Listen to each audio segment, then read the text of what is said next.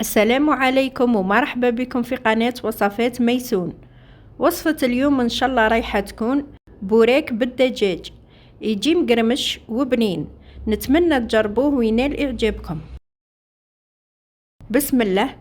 عندي طرف صدر دجاج ما يعادل 350 جرام، نرحيه مليح في لاشوار. وعندي ايضا حبة بصلة صغيرة نقطعها لمربعات صغيرة، وثلاث سنات ثوم.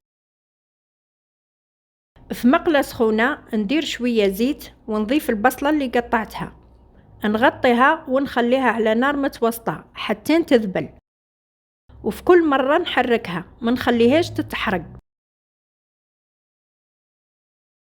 بعد ما ذبلت البصلة نضيف لها الثوم، نحركه قليلا، ونضيف الدجاج اللي كنت رحيته مليح، نحاول نفتو ما نخليهش متكتل.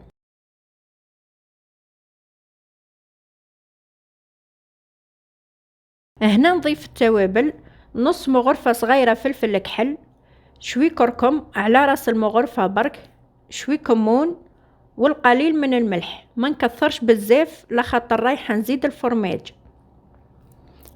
نخلطهم مليح حتى يدخلوا هذوك التوابل في الدجاج. من بعد نزيد شوية معدنوس مقطع وطرف فرماج. هنا كمية الفرماج اختيارية، ونضيف 5 مغارف كريم فريش.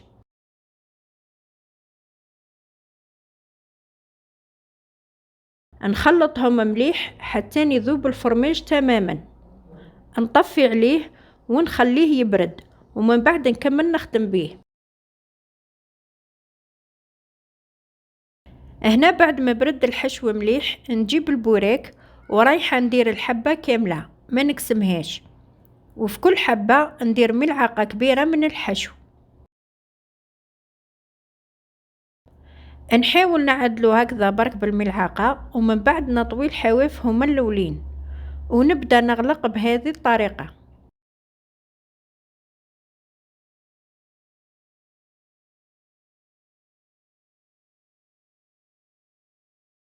وكي نعود نخدم نغطي الحبات ما نخليهمش ينشفوا باش ما يتكسروش. وبالنسبة لكمية الحشو ديرت لي 10 حبات بالضبط.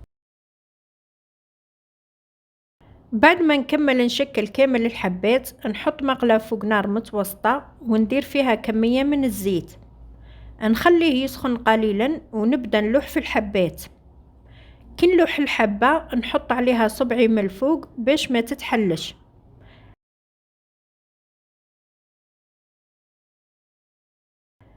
نخليهم حتى ياخذوا اللون الذهبي من الأسفل، ونقلبهم يزيدوا ياخذوا نفس اللون ونحيهم.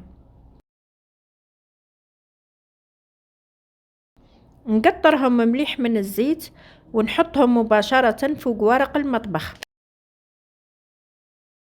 هنا كاينة ملاحظة برك: ما تسخنوش الزيت بزاف باش ما يزربوش يحمروا الحبات من برا ويبقاو بويض من داخل، ويجيكم البوريك طري وما يجيش مقرمش. هذا هو البوريك بعد ما درته في صحن التقديم، يجي مقرمش والبنة روعة. نتمنى تجربوه وينال إعجابكم، وإلى الملتقى مع وصفة جديدة إن شاء الله.